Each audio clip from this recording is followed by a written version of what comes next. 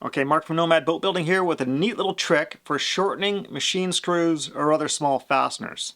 In this particular case, I was building this banjo, and every one of these machine screws inside here needed to be shortened up just a little bit. So to do that is kind of tricky. Of course, you could use bolt cutters, you could use a hacksaw, put them in a vise and use an angle grinder, something like that. I often just used a jewelry saw, but especially when you got a whole bunch to do, that's pretty unsatisfying, and especially if you want to be reasonably accurate.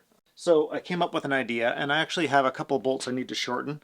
I got these little machine screws right here. I only need to lose about 1/8 of an inch off the end. Pretty difficult to hang on to a little thing like that. So let me show you how I did it on the banjo, and maybe you can make good use of this too. I'm pretty sure this technique would work just fine on just about any kind of fastener. In this particular case, we're using brass fasteners, so it works well with the machinery I have. I'm sure it would work well with steel fasteners as well if you needed to do that. You're gonna need a stick. Take a look at my fastener here and determine how short I want to make it. So if I lay it up on my piece of wood here,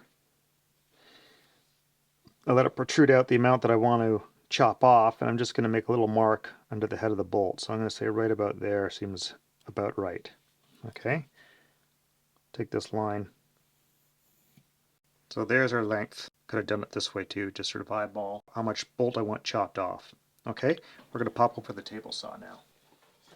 Alright, over here at the table saw, all I want to do is slide the fence over so that the amount that I want to keep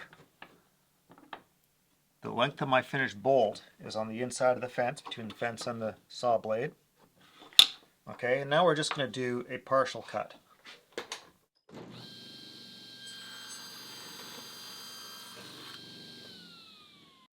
Next, we're just going to chop this off right around there.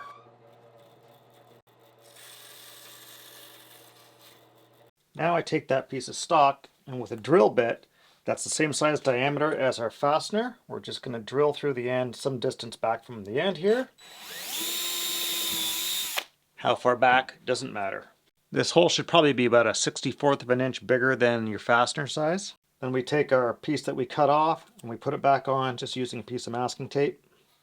So that's just going to act like a hinge. Now we just take our fastener, we drop it through there, and we can hold on to it easily.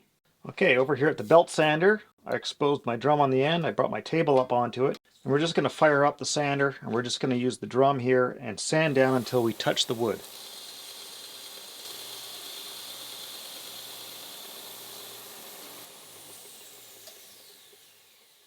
That's all there is to it. We just sand down until we touch the wood. Okay, now don't touch that thing for a while because that is now smoking hot. It'll just punch a hole right through your hand if you try to hold it. Okay, so there we go. There's a nifty little device. Now I don't have a name for this, but my patron Bob, I'm sure he'll come up with one. Check the comments in a day or so and he'll come up with some wise-ass name for it. Let me show you one more thing before we go. Okay, if you're like me, your apron pockets are full of sawdust and fasteners. Separating these two out are a pain. So here's what I do.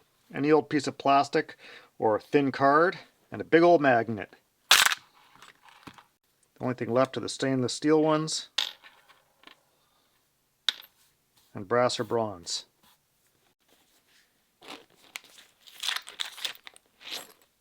Alright, I hope that's useful to you. Catch you later, folks.